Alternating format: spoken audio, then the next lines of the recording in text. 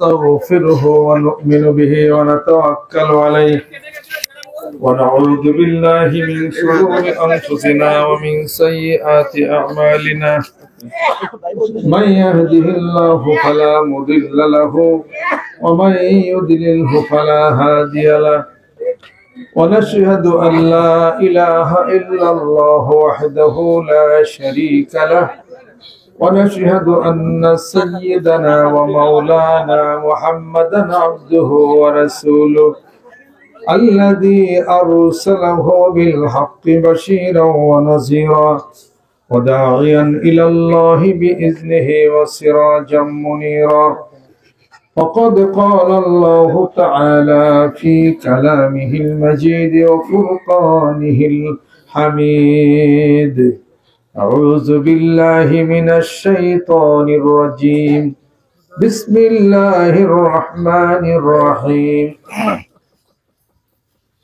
ما كان محمد أبا أحد من رجالكم ولكن رسول الله وخاتم النبيين وكان الله بكل شيء عليما اللهم صل على سيدنا مولانا محمد وعلى آل سيدنا مولانا محمد ओह नबियों में रहमत लतफ़ पाने वाला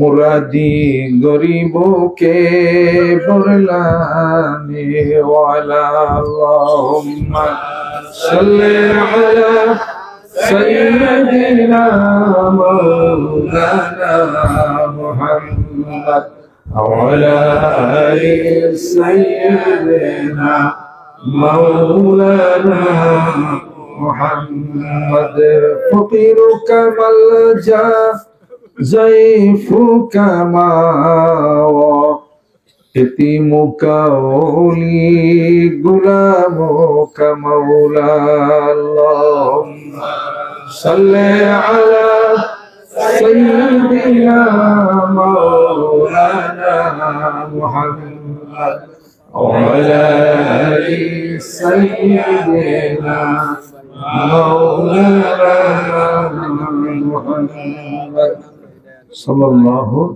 عليه وسلم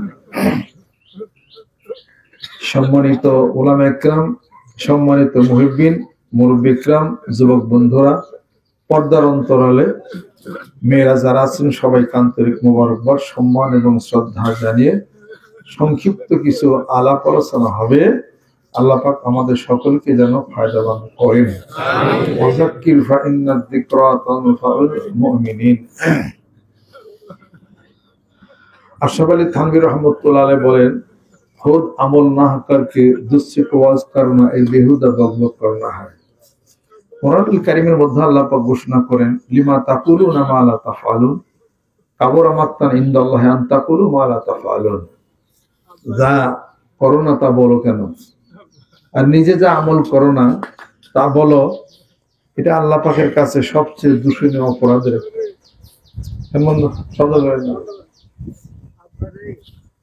রোজা থেকে এমনি শরীর টাল হয়ে গেছে, ফেল দিতেছে।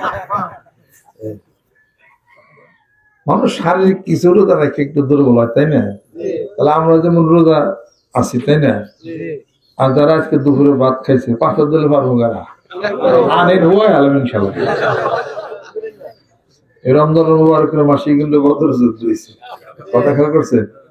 আবু জাহেল সহ উতবা সাইবা সহকারে বগার শরীফ কিতাবুস সালাতের শেষের দিকে আপনি দেখেন, যারা আল্লাহ নবী সাল্লাল্লাহু আলাইহি সাল্লামকে উটের নারী বলি চাপাই দিয়েছিল, এর বিরুদ্ধে যারা ছিল আল্লাহ নবী সাল্লাল্লাহু আলাইহি ওয়াসাল্লাম তাদের বিরুদ্ধে বদদোয়া করেছেন। এই ব্যক্তি সব ওই বদর যুদ্ধে সব শেষ, এবং বড়টা শেষ হয়েছে, ছোটটা রাতে। তার মানে আবু জাহেল শেষ হয়েছে ইবনে আফরা, মুআব্বাস মুআব্বাস, আফরার দুই সন্তান মুআব্বাস মুআব্বাস, এরা ছিল ছোট। তাই সবচেয়ে দুর্ঘটনা ঘটাইছে আবু জাহেলের সাথে। এই রোজা থাকলে শক্তি কমে না, শক্তি বাড়ে। এই সারা বছর এত খাওয়া খাইলেন, সকালে খাইলেন, দুপুরে খাইলেন, বিকেলে খাইলেন, রাতে খাইলেন, চা খাইলেন, নাস্তা খাইলেন, কত কিছু, এত খাওয়া খাইছেন, দেহের জাকাত দিবেন না? আপনি যদি দেহে জাকাত দেন, লাভ আল্লাহ নাকি? আপনি নামাজ পড়লে লাভ আল্লাহ। আল্লাহ বলেন যে ব্যাককল মানুষ, যা কিছু করি, যা কিছু বানাইছি সব সাক্ষার, সব তোমাদের জন্য আমি নিবেদিত করেছি সব। আল্লাহ যে সাক্ষার আলাকুম, সেই মহান মাবুদ পরম সত্য, যিনি আসমান জমিন, জমিনের মধ্যস্থ যা আছে সব মানুষের কল্যাণের জন্য। আলহামদুলিল্লাহ। নামাজ কি বেহেশতের চাবি? বেহেশতে যাবে আল্লাহ না মানুষ? মানুষ যাবে বেহেশতে। মুত্তাকি মানুষদের জন্য জান্নাত ঘোষণা করছেন আল্লাহ পাক। তাহলে মানুষ যদি জান্নাতে যায় তাহলে লাভ তো আমাদের, তাহলে নামাজ পড়লাম আমাদের, জাকাত দিলে লাভ আমাদের। জাকাত মানে পবিত্র করবেন, দেহের জাকাত দিবেন না? সারা বছর খাইছেন, দেহটার পবিত্র করবেন না? না খেয়ে থাকলে পবিত্র হয়। জোর কথা। বিজ্ঞান আবিষ্কার করছে, মানুষ যখন বছরে একটা বার 30টা দিন, একটা মাস যখন রোজা সম ব্রত পালন করে, তখন তার পুরো দেহের মেটাবলিজমটা এটা সক্রিয় হয়ে যায়, নার্ভগুলো শরীরে থাকে, স্মৃতিশক্তি বাড়া শুরু করবে, আর আগামী 1 বছরের জন্য দেহটা ফিট হয়ে যায়। জোর কনসমান। অপেক্ষাকৃত রোজাদার মানুষ যারা রোজা রাখেন হেগেছে সুস্থ বেশি। আলহামদুলিল্লাহ। আমাদের রোজা রাখি, আমাদের ব্রেনের ক্ষমতা বেশি, আমাদের শারীরিক শক্তি বেশি, আমাদের দেহ পবিত্র হয়ে যায়। সুবহানাল্লাহ। মালের জাকাত দিবেন, মাল পবিত্র হবে। রূপার জাকাত দিবেন, আদায় হবে। স্বর্ণের জাকাত দিবেন, আদায় হবে। উসুর আদায় করবেন, এটা আদায় হয়ে যাবে। জাকাত দিবেন না, যেই পরিমাণ কিছু লাগবে না, যখন দরকার তখন আগে করে নই, ওয়াজ পত্র করে নেই, গাইমা নেই, বড় দিয়ে।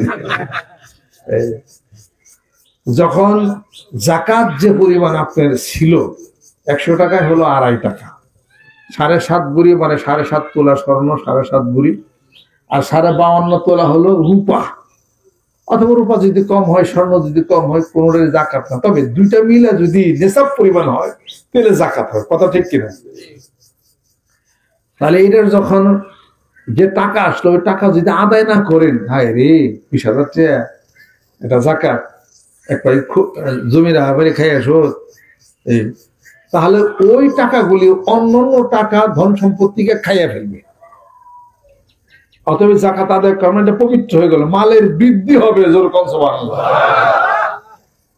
তাহলে পরে টাকার জাকাত দেন, রূপার জাকাত দেন, স্বর্ণের জাকাত দেন। একটা বছর দেহ নৌকাটারে চালাইলেন, এটার জাকাত দিবেন না? এই জাকাত হলো 30 দিনের রোজা। জোর কম সুবহানাল্লাহ। আল্লাহ নবী সাল্লাল্লাহু আলাইহি সাল্লাম প্রতি সপ্তাহে রোজা রাখতেন, সাহাবারা রোজা রাখতেন। আমার বছরে একবার। অনেক মানুষ আছে প্রতি বৃহস্পতিবার রোজা রাখে, এমন অনেক আবেদ, অনেক ভালো মানুষ তারা আছে। তাতে কি মরছে নাকি মানুষ? না বাঁচছে, হায়াত বাড়ছে। বেশি খাইলে মানুষ মরে। এই পৃথিবীর বুকে না খেয়ে মানুষ মরার সংখ্যা খুব কম। সোমালিয়াতে কিছু মরে, যে সমস্ত গরিব আসে যেমনি ওদিক দিয়া। না খেয়ে মানুষ মরার সংখ্যা খুব কম, খায়া মানুষ মরার সংখ্যা হলো বেশি। দেখেন রোজার দিনে ডায়াবেটিস কম না? কম কম খাবেন, ডায়াবেটিস এমনি। আমি একজনের বাড়িতে গেছিলাম, ওনার ডায়াবেটিস খুব বেশি, পরে রোজা থাকা ধরছে, ডায়াবেটিস নাই। সুবহানাল্লাহ। বেশি খাইতে খাইতে, ডিম খান, গোস্ত খান, পোলাও খান, ফাস্টফুড খান, হ্যান খাইতে খাইতে খাইতে খাইতে কি হয়েছে, হার্ট বলো হয়ে গেছে। সে খাইয়ে তো হার্ট বলো, উল্টা পাল্টা খাইতে খাইতে তো ডায়াবেটিস হবে। আর যদি কম খাইতেন, বাঁচতেন বেশি দিন। কোন এক অশরীরী জীব যারা আছে, বুঝতেছেন, তারাই আমাকে বলছে যে আমরা তো অনেক দিন বাঁচি পৃথিবীর বুকে, আর আপনার সাথে আমাদের যে একটা সম্পর্ক হয়েছে, আমরা তো আপনাকে খুব ভালোবাসি। এই আপনি তো আমাদেরকে কোনো কষ্ট দেন না, কোনো কাজ করান না। আমাদের মনের আশা আকাঙ্ক্ষা, আপনি যদি চলে যান, আপনি তো আমাদের আগেই চলে যাবেন। আপনার মতো একটা ভালো বন্ধু আমরা কই পাবো? এই কথা বলে কাম করছিল আর কি। আমাকে তো এবার তোমরা তো বেশি বছর কেমনি ফিরে তখন আমাকে বলতেছে আমরা 200, 300, 400, 500, 600 বছর লোক আছি। কারণ একটাই, আমরা 1 দিন 2 দিন পর পর খাই এবং শুকনা খাবার খাই। আপনারা সকালে জানি কি খান, ক্যাট ক্যাট করে। আমি 2 ডান্ডা হলো ভাত, এইগুলা আমরা দেখতে পারি, এইগুলা আমরা খাইতে পারি না। এগুলো কি খায়, পানি পুনি দেওয়া না কি বলে, ছোট ছোট দেখা যায় এগুলা। এইগুলা আমরা খাই না। এগুলা আমরা তো দেখি সকালেও খান, দুপুরে খান, বিকালে 4টে খান। এত খান কেন? কম খাইবেন, শুকনা খাবার খাবেন, অনেক দিন বাঁচবেন। ওদের এই কথাটা আমি একটু রিসার্চ করা শুরু করলাম যে কথা তো ঠিক বুঝে রে। তাহলে আমরা যেমন বাঁচি এত বছর, হয়তো এত বছর বাঁচবেন না, কিন্তু 200, 250, 300 বছর বাঁচা এটা কোনো ব্যাপার না। আপনাদের খাবারের আপনারা পরিবর্তন করে আপনার শুকনা খাবার খাবেন। এই তার মধ্যে বললো যে মধু খাইবেন, খেজুর খাইবেন, দুধ খাইবেন, রুটি খাইবেন, আর কিছু খাইবেন না, আর পানি খাইবেন। এটা কিন্তু অন্য প্রজাতির তাদের কথা। হ্যাঁ, পরে হিসাব করে দেখলাম যে আসলে কম খাওয়ার মধ্যে সবকিছু যুক্তি। আমরা যখন রোজাদার যারা আছে আমার সাথে কিলে কিলি পাশারে যে কোনো মানুষ লাগুক উইলা যাবে ইনশাআল্লাহ তাআলা। বাংলাদেশ থেকে খায় শরীর ভালো হয়ে গেছে, দাম আরো টুটেই থাকে যে দৌড়ে বেরোতে পারবো না। কথা ঠিক কিনা? আমরা 6 মাইল যাবো আর 1 মাইল যাবো। আল্লাহ পাক যে রোজার ব্যবস্থা করছেন বান্দার মঙ্গলের জন্য, জোরে কর সুবহানাল্লাহ। বরকতময় এই মাসে আল্লাহ পাক কোরআন নাযিল করেছেন। শাহরুর রমাদান আল্লাযী উনজিলা ফীহিল কোরআন হুদাল লিন-নাসি ওয়া বায়িনাতিন মিনাল হুদা ওয়াল ফুরকান। তাহলে কোরআন নাযিলের মাস, রহমতের মাস, মাগফিরাতের মাস চলছে। ওয়া আখিরুহু ইতকুম মিন আযাবিল গারাম। আর শেষের 10 দিন হলো জাহান্নামের আগুন থেকে পরিত্রাণের মাস। 1000 মাসের চেয়ে শ্রেষ্ঠ রজনীর মাস শবে কদর, লাইলাতুল কদর। ইন্না আনজালনাহু ফি লাইলাতিল কদর ওয়া মা আদরাকা মা লাইলাতুল কদর। লাইলাতুল কদর খায়রুম মিন আলফি শাহর তানাজ্জালুল মালাইকাতু ওয়ার রূহু ফিহা বিইذনি রাব্বিহিম মিন কুল্লি আমর সালামুন হিয়া হাত্তা মাতলাইল ফজর। সুবহানাল্লাহ। এই দুনিয়ার মানুষ শোনো, আমি শবে কদরের রাত্রিতে আমি কোরআন নাযিল করেছি প্রথম আসমানে। ওখান থেকে কিছু কিছু করে আমার রাসূলের জীবন জিন্দেগি অবস্থার পরিপ্রেক্ষিতে কিছু কিছু করে আমি আলা মুকসিন, কিছু কিছু করে আমি কোরআনের আয়াত এবং সূরা, পূর্ণ সূরা হলো সূরাতুল ফাতিহা, আমি নাযিল করেছি তোমাদের মঙ্গলের জন্য।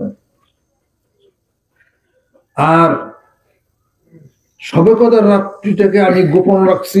হাদিসের মধ্যে আসছে যে 20-এর পরে 21, 23, 25, 27 এবং 29 এই রাত্রিতে, এই দিনগুলিতে শবে কদর তালাশ করো। আলহামদুলিল্লাহ। যে শবে কদরের রাত্রিতে তানাজ্জালুল মালাইকাতু ওয়ার রূহ, রূহ মানে জিবরাইল আলাইহিস সালাম। জিবরাইল আলাইহিস সালাম সমস্ত ফেরেশতাদেরকে নিয়ে আল্লাহর ঘরের উপরে আসে, সব ফেরেশতাদেরকে সরিয়ে দেয়। বরকত আমিন আমিন বলতে থাকে। আমরা যা জিকির আজকার করি, আল্লাহ পাক বলেন হাল মিন মুস্তাগফিরিন, আসো কি কেউ গুনাহকে মাফ চাবে? আমি আল্লাহ জীবনের গুনাহগুলি মাফ করে দেব, হায়াত বাড়িয়ে দেব, রিজিকের বৃদ্ধি করে দেব। যেই ব্যক্তি শবে কদর রাত্রিতে মান কামা ফি লাইলাতুল কদরি ঈমানান ওয়া ইহতিসাবান গুফিরা লাহু মা তাকাদ্দামা মিন যামবি, রাত্রি জাগরণ করে জিকির আজকারে মশগুল হয়ে গেল, পিছনের সমস্ত গুনাহগুলো আল্লাহ পাক মাফ করে দেন, হায়াত বাড়িয়ে দেন। সূরা দুখান তেলাওয়াত করতে হবে, শুধু শবে কদর রাত না, প্রত্যেক রাত্রিতে যে সূরা দুখান তেলাওয়াত করবে আল্লাহ পাক তার হায়াত বাড়িয়ে দিবেন, রিজিক বাড়িয়ে দিবেন, গুনাহগুলো মাফ করবেন। আলহামদুলিল্লাহ। আর এই রাত্রিতে কয়েক ব্যক্তিকে ক্ষমা করা হয় না। এক নম্বর পিতামাতার অবাধ্য সন্তান, দ্বিতীয় নম্বর যে স্ত্রীর প্রতি তার স্বামী বাজার, তৃতীয় নম্বর সুদের ব্যবসা যে করে, ডাকাত, খুনি, এই সমস্ত মানুষ যারা আছে তাদেরকে ক্ষমা করা হয় না। তবে ইন্নামাত তাওবাতু আলাল্লাহি লিল্লাযিনা ইয়া'মালুনা সুআ বিজাহালাতিন সুম্মা ইয়াতুবুনা মিন করিবিন, এমন কেউ আছে যদি সে গুনাহ অপরাধ করে সাথে সাথে সে তওবা করে নেয়, আল্লাহ বলেন তার গুনাহ মাফ। আলহামদুলিল্লাহ। স্ত্রী যদি স্বামীর কাছ থেকে ক্ষমা চেয়ে নেয়, মাফ। সন্তান যদি পিতামাতার কাছ থেকে ক্ষমা চেয়ে নেয়, মাফ। সুদের ব্যবসা যে করতে ক্ষমা চেয়ে নিল, মাফ। আফাল্লাহু আম্মা সালাম, মাফ হয়ে যাবে। আলহামদুলিল্লাহ। ইবাদত বন্দি করি, জিকির আজকার করি, বাজারে যায় যদি আপনি ওই বালতিতে দুধ কিনা নেন, যদি ছিদ্রি থাকে দুধ থাকবো নি? জোরে কোন। ইবাদত বন্দি করার মধ্যে অনেক কিছু ছিদ্রি আছে যে ইবাদত ঠিকই করি, ছিদ্রি দিয়া পইরা যায়। ছিদ্রি বন্ধ করার দরকার আছে না নাই?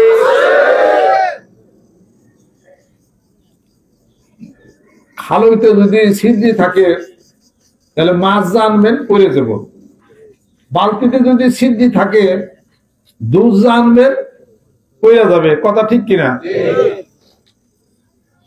আর লোটায় যদি পানি রাখেন ঘরে জগে, ওনার ছিদ্রি থাকলে ইফতার আগে সব শরবত কিন্তু আমরা অনেকে বলতে তো অনেক জিকির অনেক কিছু পরে তালাশ করে পড়াই পাই না।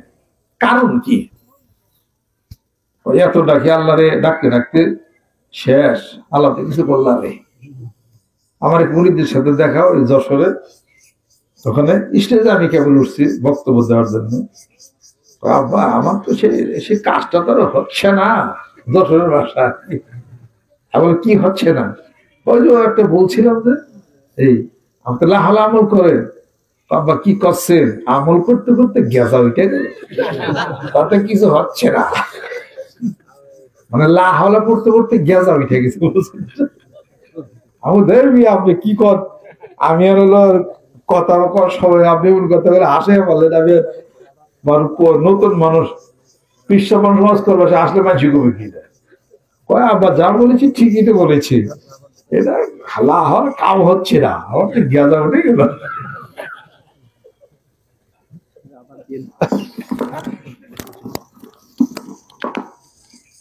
রোজা রেখে বেজার কোনো মানে আছে?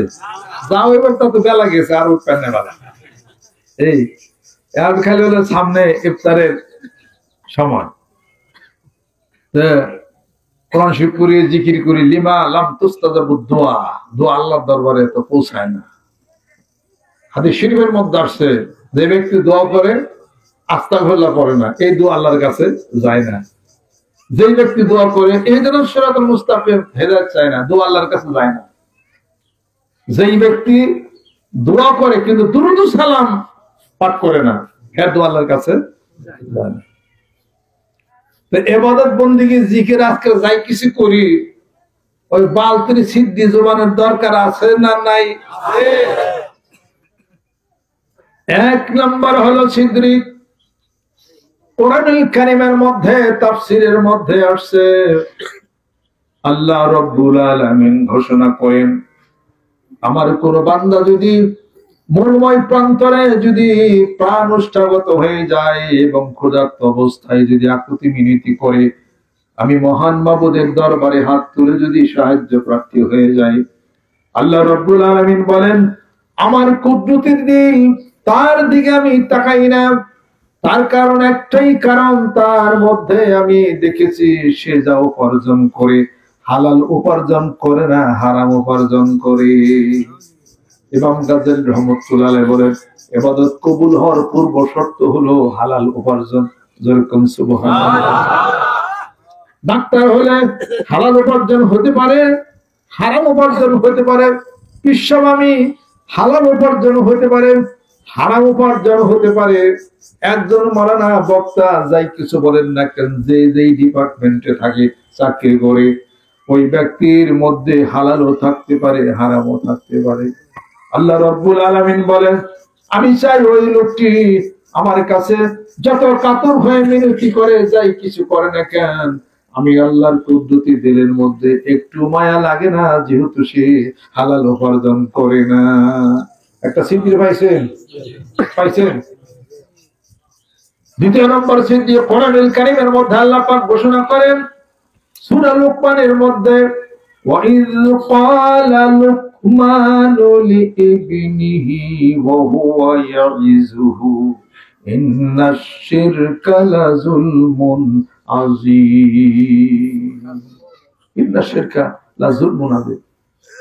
লুকমান আলাইহিস সালাম তার সন্তানকে উপদেশ দিতেছে, ও আমার সন্তান, শিরিক হলো সবচেয়ে বড় গুনাহ, এই শিরিক তুমি করো না।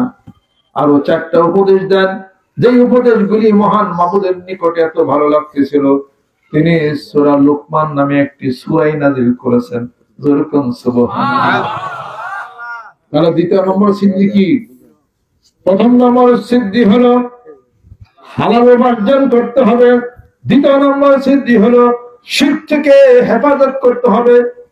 ওমান ইউশরিক বিল্লাহি ফাকাদ দাল্লা দালালান বাঈদা ইন্নাল্লাহা লা ইয়াগফিরু আন ইউশরাকা বিহি ওয়া ইয়াগফিরু মা দুনা যালিকা লিমান ইয়াশা ওমান ইউশরিক বিল্লাহি ফাকাদ দাল্লা দালালান বাঈদা।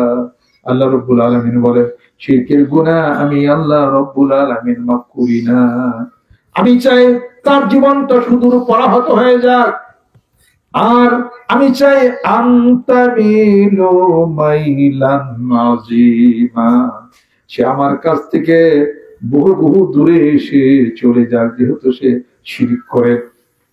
আল্লাহর নবী হাদিস শরীফের মধ্যে ইরশাদ করেন, কোন মানুষ যদি চুরি করে, ডাকাতি করে, খুন যদি করে, মহান মাবুদ তাকে ইনসাফ আনহু ওয়া ইনশা আকাবাহু, আল্লাহ পাক তাকে ক্ষমা করে দিতে পারে।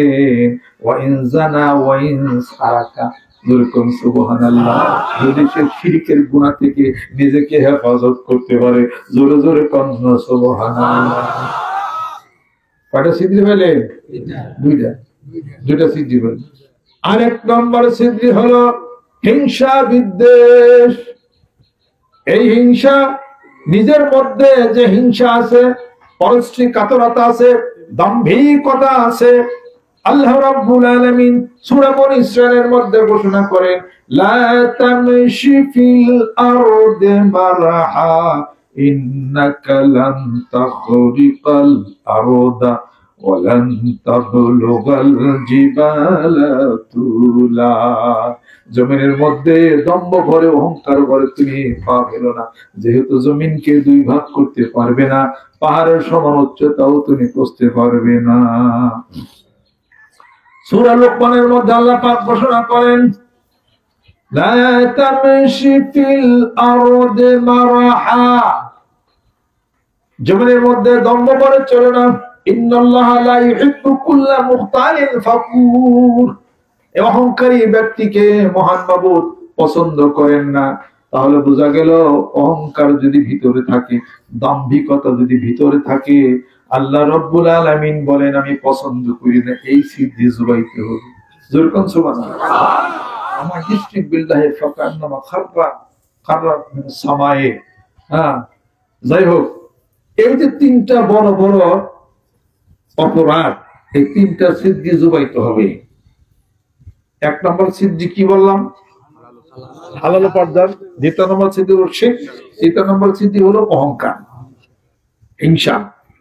হিংসার আগুনে মানুষকে জ্বালায় না, হিংসার আগুনে সে নিজেই জ্বলে। কথা ঠিক কিনা? হিংসুক ব্যক্তি কিছু করেন না, যে হিংসা করে কিছু বলেন না, ওর হিংসার আগুনে ওই জ্বলে ঘুরে শেষ হয়ে যাব। আপনি কিছু বলতে চান কেন? তাহলে 3টা বড় বড় সিদ্ধি যদি জুবাইতে পারেন, আশা করা যায় মাছ কিনলে খাল হইতে থাকবো। সুবহানাল্লাহ, মাছ কিনলে খাল হইতে থাকবো। বড় বড় 3টা সিদ্ধির কথা আমি বললাম। ডাকাতি করছে, বড় একটা সিদ্ধি, তাই না? এটা কোনো সিদ্ধি না। মদ খাইছে, এটাও কোনো সিদ্ধি না। প্রমাণ আছে না নাই? তাজকিরাতুল আলেমের মধ্যে দেখেন, বিশ্বনবী রহমাতুল্লাহ মদ খাইতে খাইতে বিপদে থাকতে রাস্তার ধার পাশে মানুষ ফালাই দিয়েছে তাকে। আল্লাহ কয়, আল্লাহ বলেন যে বিশাহাবি একটা বিসমিল্লাহির রহমানির কাগজে লেখা ছিল মানুষে পারাইতে, তুই উঠিয়া সুমা দিয়া উঠাই দিত, আমি আল্লাহ খুশি যা তবে আমার বিলাতে ওলির দপ্তর নাম জীবনের পরিবর্তন হয়ে গেল। স্বপ্ন দেখে ঘুম ভেঙে গেল, মদের বোতল হাত থেকে চলে গেল, আল্লাহর ওলিতে পরিণত হয়ে গেছে। কালো বোঝা গেল বড় গুনাহ হইল গুনাহ না, যেহেতু সে একটা কাজ করছে আমলের মাধ্যমে। ইন্নাল হাসানাতু ইউযিবনা সাইয়্যাত যালিকা যিকরা লিয-যাকিরিন। একটা ভালো কাজ করছে, তার গুনাহগুলি মাফ হয়ে গেছে। জোরে বলেন সুবহানাল্লাহ। আর ডাকাতি করছে ভালো কিছু ছিল, ওই জন্য আল্লাহ পাক ডাকাতকে মাফ দিয়ে আল্লাহ পাক আল্লাহর ওলি বানায় দিয়েছেন। হুযাইল ইবনে আয়াস রাহমাতুল্লাহ আলাইহি ডাকাত দলের সর্দার ছিলেন। ডাকাতি করতেন, ধনীদেরকে নিয়ে গরিবদেরকে দিতেন। আলহামদুলিল্লাহ। কোন নারীর শরীরে সে অবৈধভাবে স্পর্শ করে নাই। আল্লাহ পাক বলেন, হুযাইল যদি ডাকাতি করস, কামটা ভালো লাগছে আমার কাছে। মন পরিবর্ত, মনের মালিক কে? ঘোরানোর মালিক কে? দলিল আছে না নাই? ইন্না কুলুবা বানি আদমা আসবাআইনি মিন আসাবির রহমানি কালবি ওয়াহিদ ওয়া ইউসাররিফু কাইফা ইয়াশা। সুবহানাল্লাহ। বুনিয়াদের কলমটা আমি আল্লাহর কুদরতের হাতের উপরে জাম্বা করাই হামবাই। আলহামদুলিল্লাহ। ঘুরাইয়া দিস, ওই যে ফেরাউনের অঞ্চল ঘুরাইয়া দিছিল, তো রেডি হয়েছিল মুসার ভাই দিয়া লাইব, বাচ্চা অবস্থা ঘুরাই দিছে, তো মহব্বত হয়ে গেছে। শেষ পর্যন্ত কিছু হয় না। কিছু কিছু বান্দা গুনাহ অপরাধ করলো, কিছু কিছু ভালো জিনিস যা আল্লাহ পাক ভালো মনে করে, ওই ভালো জিনিস দ্বারা তারা খারাপ জিনিসটাকে কাটাইয়া দেয়। যেরকম জীবনে সবই গেলে খারাপ, জীবনটা ভালো করবেন না, কথা ঠিক কিনা বল? তালাশ করে সবই খারাপ, দুইটা ভালো করতে হবে। মানুষের মানবতার কাজ করেন, জনহিতকর কাজ করেন, ব্রিজ দিয়ে দেন, কালভার্ট দিয়ে দেন, গরিব ছেড়ে টাকা দেন, পয়সা দেন, এটা জামা কিনে দেন, কিছু কিছু করেন।